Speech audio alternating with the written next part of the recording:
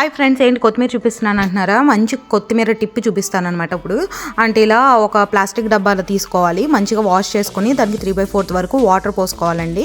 ఇందాక చూపించిన కొత్తిమీర నాకు ఆల్రెడీ 20 డేస్కి బిఫోర్ తెచ్చిందనమాట.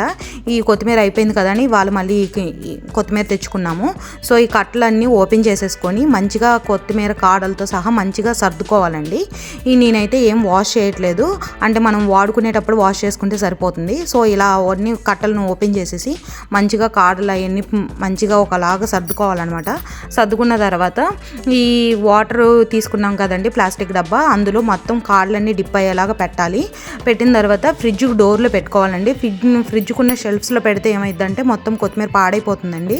సో ఫ్రిడ్జ్కి డోర్లో పెట్టుకుంటే ఈవెన్ 30 డేస్ అయినా కానీ అస్సలు పాడవదండి. ఏదో మనం పెరట్లో కోసుకొని తెచ్చుకొని వాడుకుంటున్నట్టు ఉంటుంది అనమాట. ఫ్రెష్గా మంచిగా ఉంటుంది. టిప్ నచ్చితే ప్లీజ్ లైక్, షేర్, సబ్స్క్రైబ్.